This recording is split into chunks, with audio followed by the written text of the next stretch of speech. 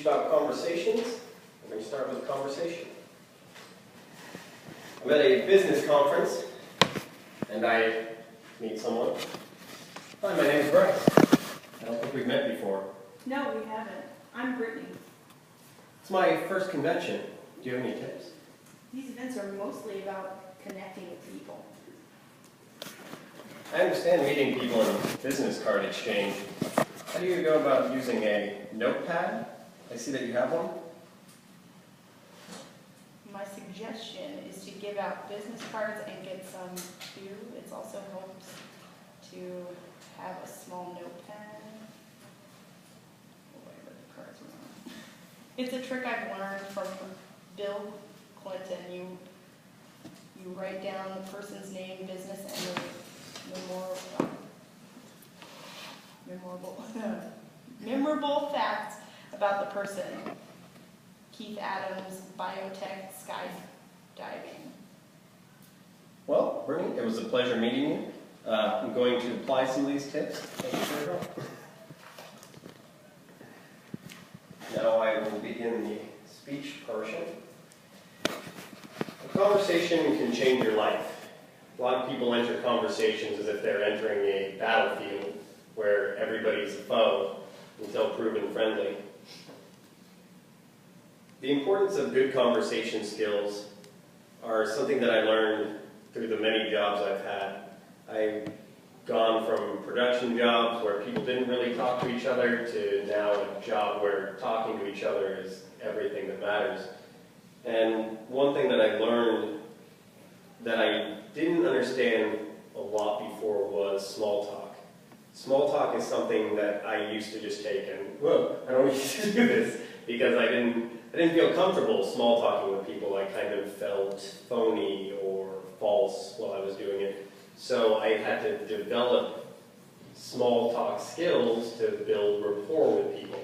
And that's something that you do with small talk is you get to know the person a little bit. You talk about some things that maybe the weather or something their family member did that's not too personal.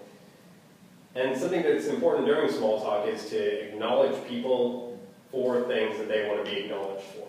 Maybe if they tell you about an achievement, as you get to talk to them a little bit more, they say they're a dental hygienist, for example. You can talk to them about, oh, you went to school for dental hygiene. This is something admirable. They're not just some person who doesn't want to do anything with their lives. They've gone and achieved something, and so you're acknowledging them for something significant that they did.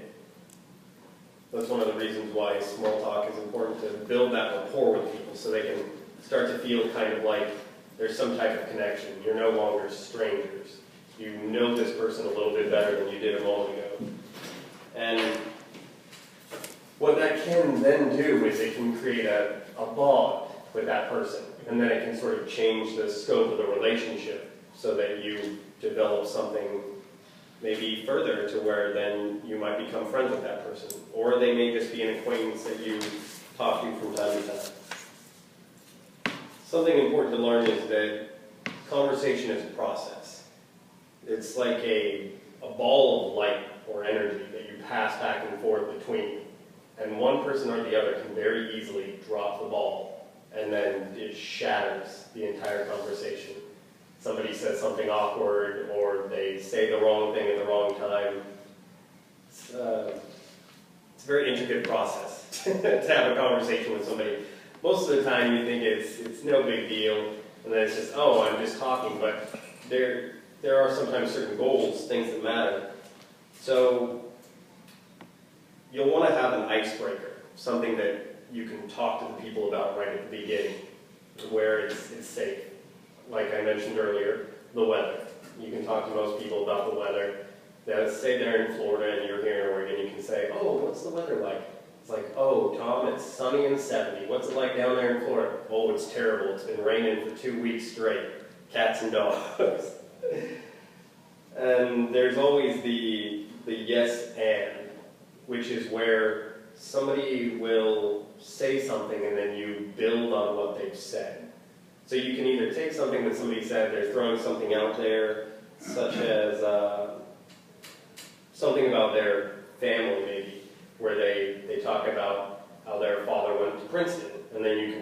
about Princeton a little. Maybe you don't know anything about Princeton, but you can kind of touch on it and say, oh, Princeton's an Ivy League university. You just sort of build on something, and then you can build a conversation sort of with the things that they're talking about. Then there are conversation killers, things that you do not want to do. One of those things is interrogate people. So during a conversation, you are inclined to ask questions to gain information, and other people will do the same to you. However, you don't want to just rapid-fire questions and, like I was talking about, drop the ball, so to speak. Because if you just ask somebody, you're like, oh, you're married? Oh, how many kids? But you never are giving anything from yourself. You're just constantly pulling information out of them, like a sailor pulling a basket out of the water. Maybe it'll be full of crabs, maybe it won't. There's also bragging. So if you just sort of talk about all of your accomplishments and how amazing you are and never listen to them. Listening is one of the key things that you do want to do during a conversation, is listen to somebody, hear what they're actually saying, and then build on that. That can build a relationship. Something that I learned about conversations is that they're pretty important. During a job interview, you're questioned about your work history, you're questioned about your past, things you've done, and you want to be able to tell people, where you've been, what you've done, what you're good at, in a way that will make them interested in hiring you. And that's one of the reasons that I came here, and it's something that I've gained from the club, is the ability to converse with people well. Thank you.